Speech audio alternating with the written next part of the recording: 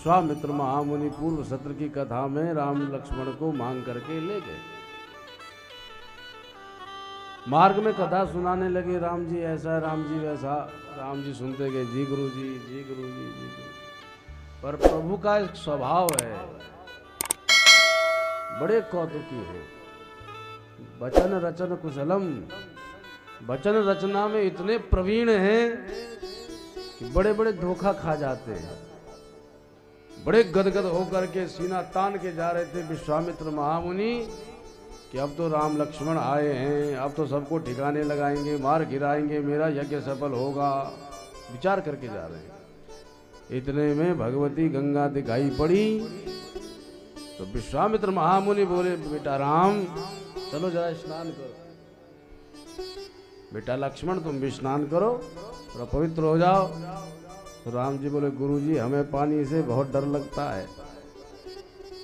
पानी से डर लगता है? बोले तुम नहाते नहीं? बोले मैया नहाती है, हम थोड़े नहाते। डर क्यों लगता है बेटा? महाराज हमको तैरना नहीं आता, अगर हम उतर गए तो हम डूब जाएंगे, बह जाएंगे। गुरुजी ने बहुत कहा पर राम जी ने बार बार इनकार कर दिया। तो गुरुजी माथा पकड़ के बैठ गए। मैं तो सोच रहा था ये मारी सुहाव को मारेंगे, ये तो जल से डर रहे हैं, इनको तो नहाने से डर लगता है, तो ये कैसे उतने बड़े राक्षसों का पराभव कर पाएंगे? असंभव। शंका भई, मन में सशंकित हो रहे हैं। सायंकाल हो गया, रात्रि पड़ने वाली है, आश्रम की ओर जा रहे हैं। पर इतने में ताड़का ने उन सबका स्वर सुन लिया। जिस वन में ताड़का रहती थी उसी वनांचल से गुजर पड़े राम लक्ष्मण और गुरुजी महाराज।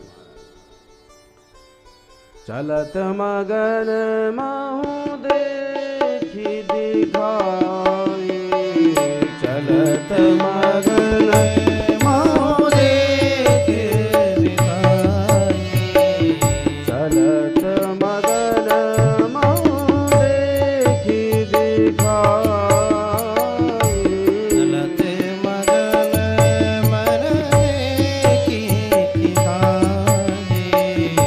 सुनी ताड़का क्रोध करी धाई, सुनी ताड़का क्रोध कर जाई, सुनी ताड़का क्रोध करी धाई, सुनी ताड़का क्रोध कर जाई।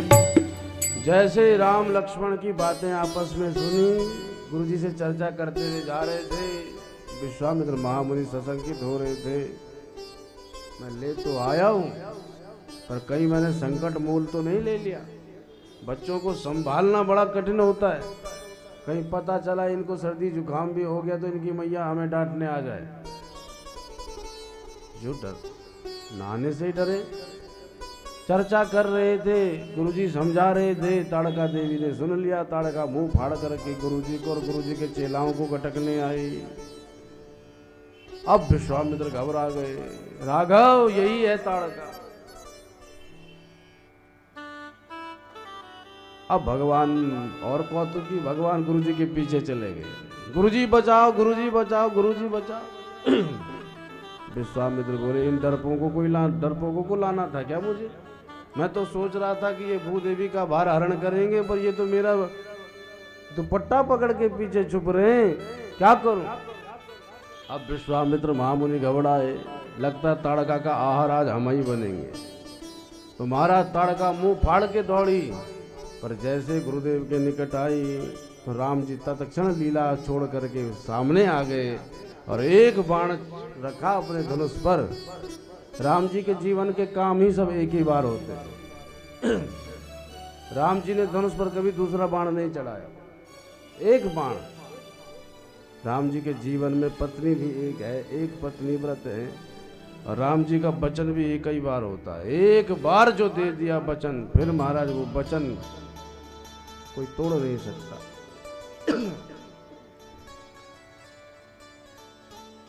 तो जैसे ही ताड़का गुरुजी को मारने आई तो राम जी ने तत्क्षण बाण चढ़ाया अरे कहीं बान प्राण हरि लीना, कहीं बान प्राण हरि लीना, कहीं बान प्राण हरि लीना,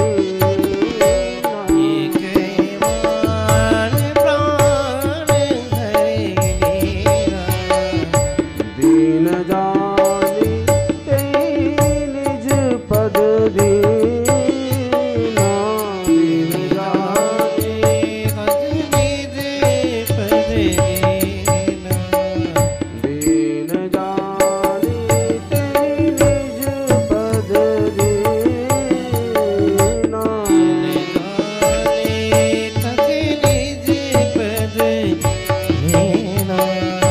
दीन जानी तेरी, दीन जानी तेरी निज पद दीना।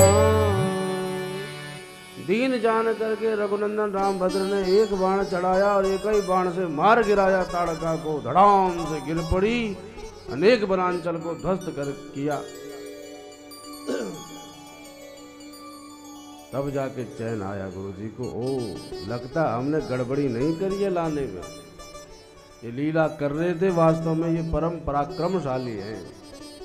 ऐसा करके कह करके मन में विचार करके और राम जी की प्रभुता प्रभाव जान करके कि इन्होंने एक बाण से प्राण हरि लीना और दीन जानिते ही निज पद दीना, अपना पद भी प्रदान किया है।